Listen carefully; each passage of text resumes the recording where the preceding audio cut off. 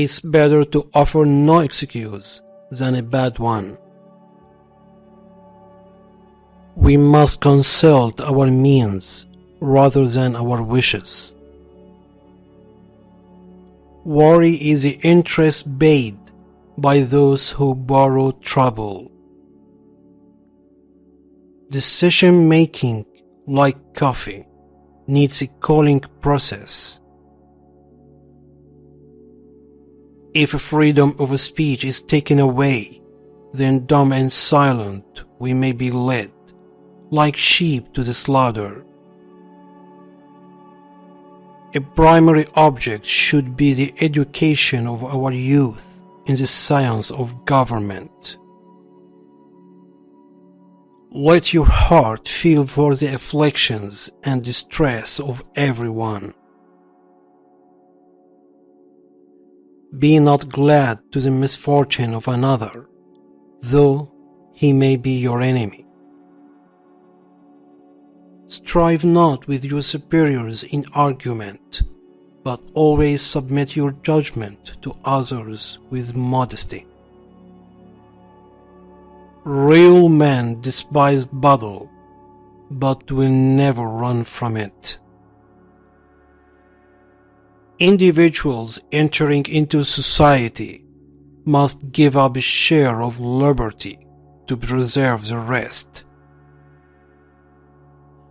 99% of failures are the ones who make excuses.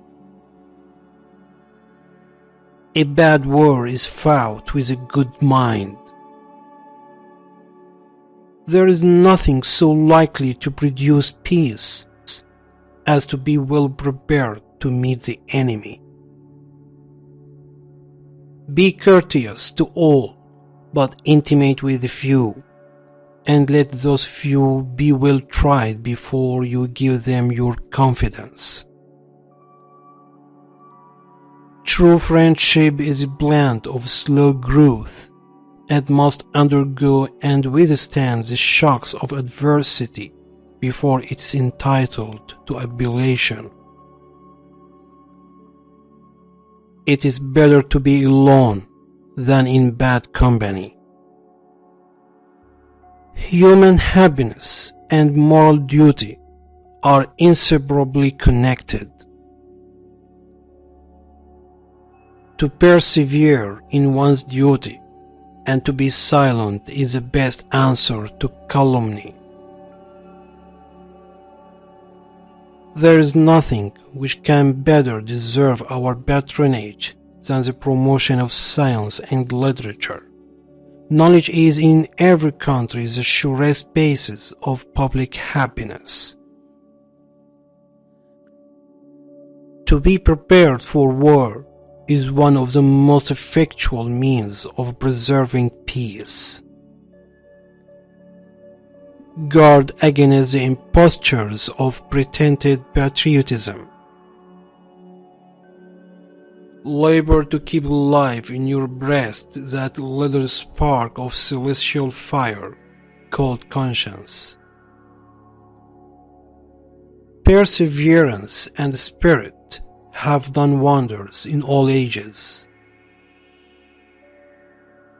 It's best to be silent, for there is nothing more certain than that it is at all times more easy to make enemies than friends. Associate yourself with men of good quality. If you esteem your own reputation, for it's better to be alone than in bad company. Let's therefore animate and encourage each other, and show the whole world that a free man contending for liberty on his own ground is superior to any slavish mercenary on earth. A sensible woman can never be happy with a fool. Few men have the virtue to withstand the highest bidder. Happiness depends more upon the internal frame of a person's own mind than on the externals in the world. Experience teaches us that it's much easier to prevent an enemy from posting themselves than it is to dislodge them after they have got possessions. The harder the conflict, the greater the triumph. The turning points of lives are not the great moments. The real crises are often concealed in occurrences so trivial in appearance that they pass unobserved. As mankind becomes more liberal, they will be more apt to allow that all those who conduct themselves as worthy members of the community are equally entitled to the protections of civil government. To encourage literature and the arts is a duty which every good citizen owes to his country. In knowledge of books is the basis upon which other knowledge is to be built. Paper money has had the effect in your state that it will ever have, to ruin commerce, oppress the honest, and open the door to every species of fraud and injustice. Discipline is the soul of an army. It makes small numbers or formidable, procures success to the weak, and esteem to all. Those who have committed no faults want no pardon. We are only defending what we deem our indisputable rights. We should not look back unless it derive useful lesson from past errors, and for the purpose of profiting by dearly bought experience. No punishment, in my opinion, is too great for the man who can build his greatness upon his country's ruin. The common and the continual mischiefs of the spirit of party are sufficient to make it the interest and the duty of a wise people to discourage and restrain it. The nation which indulges towards another an habitual hatred or an habitual fondness is in some degree slave. Never attach where it's obvious.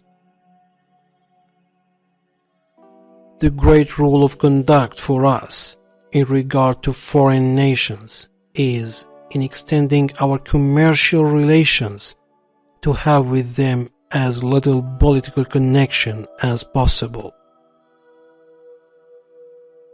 Government is not reason, it's not eloquence, it's force, and force, like fire, is a dangerous servant and a fearful master. In a good family, the husband is blind and the wife is deaf. If to please the people we offer what we ourselves disapprove of, how can we afterwards defend our work? Let's raise a standard to which the wise and honest can repair. The rest is in the hands of God. Avoid a man who pretends to be your friend. Freedom and property rights are inseparable. You can't have one without the other.